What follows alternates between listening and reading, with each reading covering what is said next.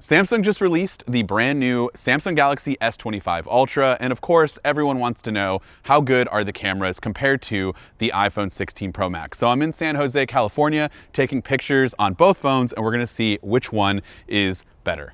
Now I'm going to show you some photos and video samples from the Galaxy S25 Ultra and the iPhone 16 Pro Max, but it's going to be like a little blind camera test, and then I'll reveal the results a little bit later in this video. Of course, you can jump around using the timestamps if you want to, but they're going to be labeled camera A and camera B. And I just wanted to get your guys' thoughts while you're looking at it. Let me know which camera you like, either A or B, and then when I reveal the results, you can either come back and comment or leave another one and say which one you liked. Was it the Samsung Galaxy S25 Ultra or was it the iPhone 16 Pro Max? And if those results shocked you in any way. Now, this is actually a quick front-facing camera test, so the selfie camera for each phone. And so I want to know from you. We'll start off with this. This is camera A and this is camera B. Which one do you like the most? Let me know about the quality of not only the video, but also the audio.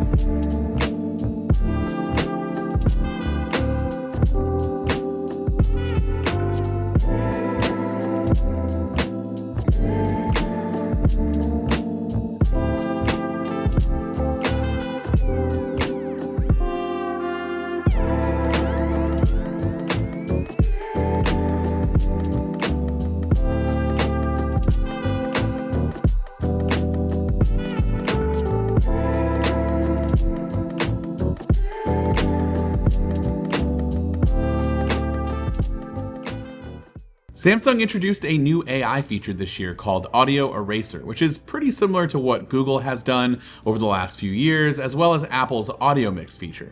Basically, you get a few different choices of sounds that you can reduce or increase depending on what you're going for. So here's a clip of me going through all of that, and I'll toggle between normal audio on both phones and then audio that has been cleaned up a bit, and there should be a little indicator or some text letting you know which is which.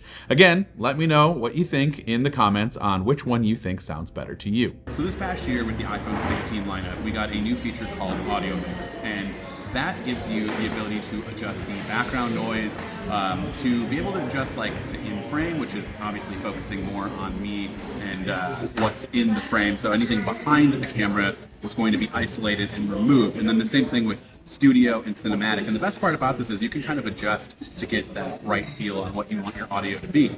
And Samsung with the S25 lineup, we now have kind of a similar thing, but it's a little bit more vague. You can do an auto option where it will just automatically adjust and kind of figure out what kind of background noise it needs to isolate and remove. You can have wind noise, nature. I think there's a bunch of different options here that are listed. And you can go through and see which one best suits the type of removal that you need. If you have music that you don't want there, like right now there's a song playing, I could remove that music and it'll just be focused on me. And I think that's pretty cool, but I would love to hear from you in the comments. Let me know which one you think is better. Okay, so now that you've seen some camera samples between the S25 Ultra and the iPhone 16 Pro Max, you've seen one from each device, and I wasn't influencing any of your decisions. Hopefully by now you've left a comment letting me know. I'm gonna tell you some of the things that I noticed about each phone, and then I'll tell you which camera was which. So one of the first things I noticed here is that camera B had a really hard time with direct light sources, and it caused a lot of flares. So camera A did a pretty good job at managing the sun or any like direct lamp or something that was in the way that was causing a light source to be reflecting and doing flares back at the camera lens. Also, as a preference thing, I feel that camera B at times was getting a little washed out or just a bit desaturated with some of the colors, but other than that, I think both cameras were absolutely fantastic in optimal lighting conditions, which it's 2025, they're flagship phones. We would hope this is the case.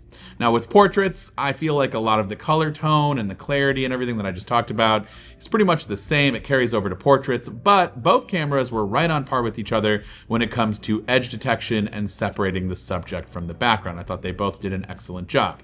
Now, for those power camera users out there, Apple introduced the ability to change the depth of field after the photo has been taken, and even refocus on a different part of the photo after the photo has been taken. And you can also do that on the S25.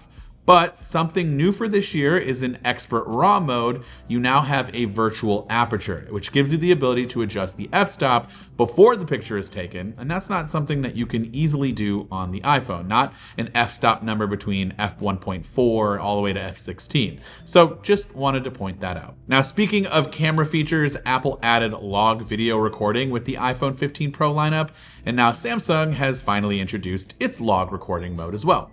This gives users the ability to add a LUT, aka a lookup table, to their footage to give their footage a more unique and custom color grade, and it also makes the footage a bit better when you do take it into post-production for color grading. Here's a quick look at both cameras doing log recording.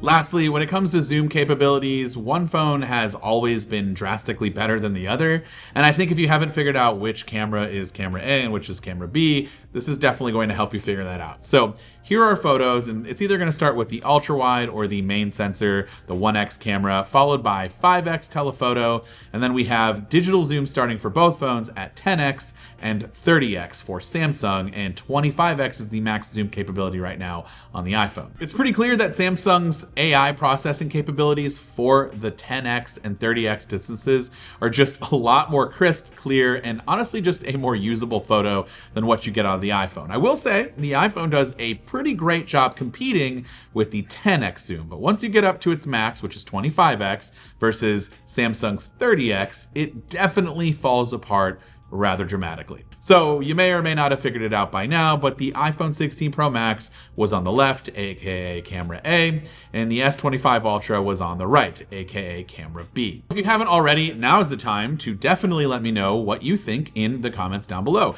Was this what you had expected? Did you pick the camera A thinking it was the iPhone, or were you shocked that it was the S25 Ultra? Let me know down in those comments. Now, me personally, I think both phones are absolutely fantastic for many other reasons. In fact, we're going to be doing an AI battle with Galaxy AI and the new features versus Apple Intelligence, so subscribe so you don't miss that video. But there are a lot more unique camera features on the S25 Ultra that we didn't even go over that some people may or may not find useful. And when it comes to just point and shoot, both phones are very much on par with each other. They're at the top of the list when it comes to camera phones.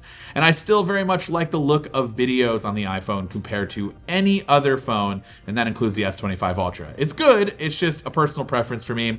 I feel like the videos just look a little bit more cinematic naturally, and it isn't far off from the way that the photos look. And I think the S25 takes way better photos than it does videos. It's like a drastic difference. But either way, I'm super happy with the pictures that I get out of the S25. In fact, a lot of these in the comparison, I tend to lean more towards the S25. And so yeah, before anybody calls me an Apple fanboy in the comments, do know that I did pick, for photos, I picked the S25 Ultra, and then for videos, I still like the iPhone. I just think they're a little bit further ahead. But overall, I've been really enjoying my time with the S25 Ultra. I think it's definitely the top Android phone for the year. I know it's early, but it's probably going to hold up for a while. But would love to hear from you in the comments. Let me know what you think about the camera systems. This has been with MacRumors. Thanks so much for watching, and I look forward to seeing you around in the next video.